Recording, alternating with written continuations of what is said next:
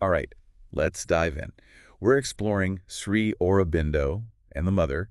And, you've shared some really fascinating excerpts from this book, Life and Teachings of Sri Aurobindo and the Mother. Mm. And it's published by the Mother Service Society in Pondicherry, India. Wow.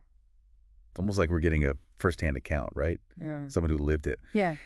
And I'm so curious, what surprising things are we going to discover, and how does it all connect to us today? Yeah. Well, one thing that really stands out to me is that they didn't see spiritual practice as separate from daily life. Okay. It's about this idea of infusing spirituality into everything, not just for personal enlightenment, Right. but for transforming life on Earth itself. That's a big idea. It To is. transform life on Earth. Wow. Yeah. And to think the mother's journey, it started so early. Oh, yeah. The book mentions, like, she'd fallen into trances as a child, even at 5 years old. Wow. Imagine that. You're sitting at the dinner table, Yeah. and suddenly she's just gone somewhere else. Completely. It's almost like a sign, right? Like she was destined for this. It does make you think, right? Despite her wealthy upbringing, there Yeah. was this deep pull towards something more, something spiritual, Yeah. And the book talks about this presence she felt that she called Krishna. right? And it seems like it was with her from such a young age, like a guiding force. Almost like a spiritual path laid out for her, you know? Yeah, it makes you wonder, like, how much did this Krishna influence her understanding of spirituality, even early on? Mm. And then there's her later occult studies, right? Oh, with Max Theon? Yes. I mean, learning to leave her physical body. Travel to other worlds. Yeah, it's mind-blowing. It definitely pushes the boundaries of what we consider possible, right? Totally. And it's important to remember, for followers of their teachings, Yeah, these aren't just stories. right. They're examples of what's actually achievable on a spiritual path. That's a good point. Yeah. It definitely makes you question everything you thought you knew about reality. Oh, definitely. So now, shifting gears a bit to Sri Aurobindo. Okay. Now, this is a man who dedicated years to fighting for India's independence. Yeah. Before turning to a spiritual path, what a drastic change Quite a journey. it is. But if we look closely Yeah. at both paths, they share this common thread of liberation. Okay. First from political oppression, Right. and then from the limitations of, our human consciousness. It's a good way to put it. Like, his focus just expanded to a larger scale of change. Exactly. And then their paths finally converged, their first meeting. Mm. The mother instantly recognized Sri Aurobindo's spiritual significance. Right, and prostrated before him, something she said she'd never done before. Which speaks volumes, right? About their connection. It does, a connection that would become the foundation for their shared spiritual work. And this is where Sri Aurobindo's Purna Yoga comes in. Yes. And correct me if I'm wrong, but it goes beyond just individual enlightenment, right? That's right. Purna Yoga, meaning integral yoga, aims to integrate all aspects of our being, Right. the physical, the mental, the spiritual, Right. and not just for personal liberation, Yeah. but for a collective transformation of consciousness. That's quite different from the traditional view of yoga. It is. It's quite a departure. Yeah, like it's about bringing the spiritual into the material, into everyday life. Exactly. But how did they actually envision achieving this? Well, Sri Aurobindo introduced this idea of the supermind, Okay. which is, think of it as a plane of pure truth and consciousness Right. beyond the human mind. Okay. And he believed that the descent of this supermind to Earth, it could completely revolutionize humanity. Revolutionize. Wow. Yeah, bring about a new era of, peace, harmony, understanding. I have to admit, this supermind sounds a little like science fiction. It's definitely a big concept to grasp. It is, but how do you bring something so abstract into reality? So Sri Aurobindo believed that it was a gradual process requiring dedicated practitioners, or sadhaks, Okay.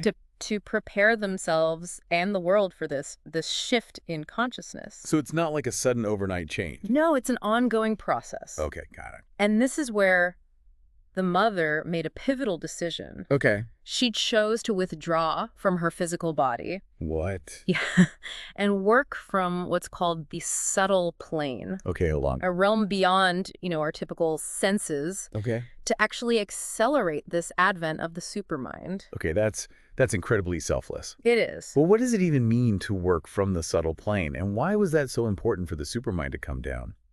So think of it like this. Our physical world is just one layer of reality, right? Okay. This subtle plane, it's described in many spiritual traditions. It's Right. a realm of, well, subtler energies and forces Oh, that that's actually influence our world. right. And by working from this plane, the mother could influence events and consciousness in a way that just wasn't possible in her physical form. So she was like a bridge almost between the supermind and humanity. Exactly. She saw her role as paving the way for its descent, Cool. preparing humanity for this monumental shift in consciousness. Yeah. And to facilitate this process, Yeah. she established the ashram. The ashram. Yeah, So from what I understand, it became this thriving community under her guidance. it did. But what was daily life actually like there? Was it all meditation, spiritual practices? Well, meditation was definitely key. Okay. But the ashram, it wasn't a secluded monastery. There Wow. were like numerous departments, industries, Oh, wow. even schools. Really?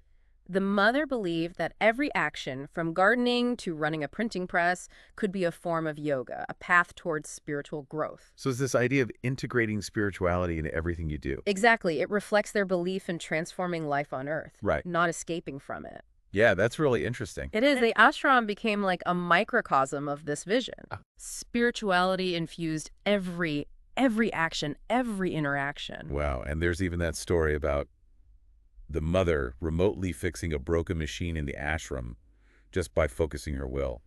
Wait, she could fix machines with her mind? That's what the story says. It sounds like the ashram was a place where the lines between the spiritual and material were constantly blurred. Yeah, the impossible became possible there. A Mhm. testament to the power of, concentrated consciousness and human potential. Okay, I have to admit, my mind's already starting to bend a little bit. It's a lot to take in. It is. But we've only just scratched the surface of Sri Aurobindo and the mother's world. I know. There's so much more to uncover. There is. Okay, so it wasn't just a place of quiet reflection, the ashram. No, not at all. It was this bustling center where spirituality was woven into everything. Mm, And it seems like the mother's influence reached far beyond those walls, too. right. The excerpts talk about her connecting with people on such a deep level. Yeah, there are so many stories about people experiencing her presence, her power. And guiding them, helping them overcome obstacles. Mhm. It's almost like she had this ability to tap into something beyond just the physical. Yeah, like she could sense their struggles, their aspirations. And she didn't just, like, grant wishes. No, the source really emphasizes that she often responded to people's unexpressed needs, Okay. giving them what they truly needed, not just what they thought they wanted. That's incredible. It suggests such a deep understanding of human nature. And a profound compassion. But were her interventions always positive? That's a good question. Like, did anyone ever feel, I don't know, overwhelmed or manipulated? Well, the source mainly focuses on the positive examples, Right. but it's true, any form of spiritual authority, it can be misused. Yeah. Ultimately, it comes down to individual discernment, free will. That's a good point. It reminds us to think critically, even in spiritual matters. Exactly. Now, some of the stories about the mother's powers are, well, pretty extraordinary. Oh, yeah. Like the book mentions her stopping rain during a school sports day. Because the children prayed for sunshine. Yes. It's like, how is that even possible? Well, the source describes several instances of her influencing natural phenomena. Really? It definitely raises questions about the nature of consciousness. Right, and its potential to interact with the physical world. Mhm. I mean, it challenges everything we think we know about reality. It does, but what if consciousness really can influence matter? Wow. Then we might have more power to shape our world than we realize. Exactly. The potential is immense. But the source also warns against seeking these powers for personal gain, Right. It's always about aligning with a higher purpose. using these abilities for the benefit of others. So Mhm. it's about responsible use of power, not ego gratification. Exactly. And speaking of pushing the boundaries of what we know, Yeah. the mother's interactions with Hindu deities, that's a whole other level. Oh, right. She wasn't just praying to them. No, she was engaging with them, like having conversations. Negotiating for land for the ashram. Yeah, even asking for their help in her own spiritual development. Right, like enlisting Shiva's help to dissolve her ego. It's incredible she had this dynamic relationship with the divine. It wasn't about blind faith, it was active participation. I love that. It's so empowering. It is. It suggests that we can all have a direct relationship with the divine. Right. It's not reserved for some select few. And for followers of their teachings, Yeah. these accounts aren't just mythology. Okay. They're seen as real events, demonstrating the connection between the human and the divine. It definitely stretches our understanding of what's possible. For sure. But I'm curious, how did Sri Aurobindo view the mother's powers? Mhm. Was he ever concerned about her influence? Well, the source portrays their relationship as one of mutual respect, collaboration. Right. They seem to have this shared understanding of their roles. Like Yeah. in that anecdote where she asked Shiva to help dissolve her ego, he agreed, but then Sri Aurobindo felt it wasn't the right time. Interesting. So they were really working together, like orchestrating everything. It's like they were fine-tuning the conditions for their mission. That's remarkable. Their individual journeys weaving together to create something so powerful. Yeah. But I'm still trying to wrap my head around this supermind, its descent to Earth. What would that actually look like? Well, Sri Aurobindo described it as a state of truth consciousness. Okay. Where humanity would operate from a higher level of wisdom, unity. So imagine a world where decisions are guided by intuition, compassion. A deep understanding of interconnectedness. It sounds idyllic. It does. Almost utopian. Are we even capable of such a radical shift? That's the big question, isn't it? It is. Sri Aurobindo and the mother, they believe that we have the potential. Okay. But it takes effort, a dedicated effort to evolve our consciousness. So it's not about waiting for a miracle. It's about actively participating in this evolutionary process. Exactly. Personal transformation leading to collective transformation. Right, but what are some practical steps we can take to align with this vision? Well, Purna Yoga, as we discussed, Yeah. it offers a path. Okay. It emphasizes self-discipline, self-awareness, Right. and a conscious effort to bring spirituality into every aspect of life. So it's about the everyday choices we make, how we think, act, interact. Exactly. Becoming more mindful, more compassionate. More in tune with our higher selves. Mm. And what about surrendering to the divine? Yeah. That can feel so abstract, daunting. It can't. How do we actually practice that? Well, it starts with trust. Yeah. Acknowledging that there's a force greater than ourselves at work. Okay. Look for the synchronicities, those moments of grace. Like when things just fall into place. Exactly. Recognize them as signs of divine support. It's about seeing those moments not as coincidence. But as evidence of a loving presence guiding us. And as we open ourselves to that possibility, cultivate gratitude, receptivity. Yeah. Those moments might become more frequent, more powerful. Leading us to a deeper understanding of our place in it all. Wow, that's beautiful. It's not about renouncing the world. No. It's about bringing that spiritual awareness into everything we do. One choice at a time. That makes a lot of sense, but I still have so many questions. Oh, that. The source mentions the mother interacting with beings from other planets. Oh, wow. What was the purpose of those interactions? And how did they fit into their overall mission? Well, it suggests as a reality much bigger than we typically imagine, right? These experiences with beings from other planets, as the source describes it, it points toward this vast multidimensional reality. Right, beyond our normal understanding. Exactly. It's almost like Star Trek, but with a spiritual twist. A little bit, yeah. Did she ever explain, like, what was the point of these interactions? Well, the source doesn't give us specifics about the purpose. Okay. But it seems like these experiences helped her understand the cosmos. The interconnectedness of all life, remember? Yeah. Sri Aurobindo and the mother believed in this universal consciousness. Right, that permeates everything. Yeah, maybe these interactions gave her insights into how different beings evolve and how they contribute to this universal consciousness.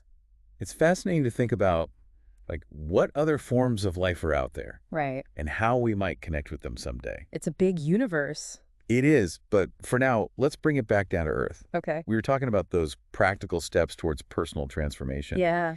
And the source mentions some really incredible stories about the mother guiding people through their challenges. Like there's one about a man facing bankruptcy. Oh, right. Because of his partner's bad business decisions. Yes, it's a tough situation. It is. And he reached out to the ashram for guidance. And the advice he received, it wasn't just about business strategies. No, it was more than that. They encouraged him to make a token offering to the divine.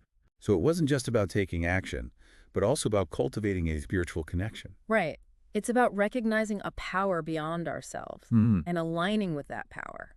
Not about, like, bribing the universe or anything. No, not at all. But about shifting your internal state. Surrendering the outcome. With humility and faith. Exactly. So, what happened? Did his business recover? The source describes a remarkable turnaround. Really? Debts cleared, business flourished, he avoided bankruptcy. Wow, that's amazing. It's a powerful example of how aligning with a higher purpose can bring about positive change. It's like that saying, let go and let God. But it's not about passive resignation. Right. It's about actively surrendering your ego's control and trusting in a greater wisdom. And there's that other story, too, the man trying to sell his property. Oh, right, for an inflated price. Yes, he was so attached to his expectations. So unwilling to compromise. And he kept sabotaging his own deals. He was blinded by his pride, his stubbornness. It's like sometimes our ego gets in the way of what we truly want. It often does. Only when he finally let go of his rigid expectations. And trusted in a higher guidance. Was he able to sell the property? It's a reminder that we need to sometimes let go of our limited perspective. And allow a greater wisdom to guide us. Yeah, but all this talk about surrender, divine intervention, it can be overwhelming for someone just starting out on their spiritual path. I understand. Where do we even begin to apply these teachings in our daily lives? Well, Sri Aurobindo and the mother, they emphasized small steps. Okay. Gradual progress. Start by cultivating self-awareness. Okay. Notice your thoughts, your reactions, your patterns. Like, are they aligned with my highest aspirations? Exactly. Or are they driven by fear, ego, desire? It's about becoming more conscious of the choices we make. And the motivations behind them. And as we become more aware, we can start making choices that align with our higher selves. Yeah. Maybe it's choosing kindness over anger, patience over frustration. It's bringing that intentionality into everything we do. Exactly. And surrendering to the divine. That can feel so abstract. It can, yeah. How do we practice that in a tangible way? It starts with trust. Okay. Acknowledging that there's a force greater than ourselves at work in the universe. Okay. Look for the synchronicities, those moments of grace. Those moments where things just seem to fall into place. Exactly. Recognize them as signs of divine support. See them not as coincidence, but as evidence of a loving presence guiding us. And as we open ourselves to that possibility, cultivate gratitude, receptivity. We might find those moments become more frequent, more powerful. Leading us to a deeper understanding of our place in it all. That's a beautiful thought. It's not about becoming a saint or renouncing the world. No. It's about bringing that spiritual awareness into our everyday lives. One choice at a time. One choice at a time, yeah. And who knows, maybe by embodying these principles, we can contribute to that collective transformation they envisioned. A world guided by truth consciousness. Humanity evolving towards a higher state of being. That's an inspiring vision. Well, I think we've officially reached the depths of this deep dive. I think so too. This exploration of Sri Aurobindo and the mother has been truly mind-expanding. It has. I'm left with a sense of awe, wonder, and a renewed commitment to my own spiritual growth. What about you? Well, they're a message of transformation, both individual and collective. Yeah. It's so powerful. It invites us to embrace our potential for growth, to connect with a higher purpose, and to contribute to creating a more conscious, harmonious world. Beautifully said. And to our listener, thank you for sharing these fascinating excerpts with us. Yes, thank you. We hope this deep dive has given you valuable insights and inspiration for your own journey. Until next time, keep diving deep and keep exploring the infinite possibilities that exist within and around us.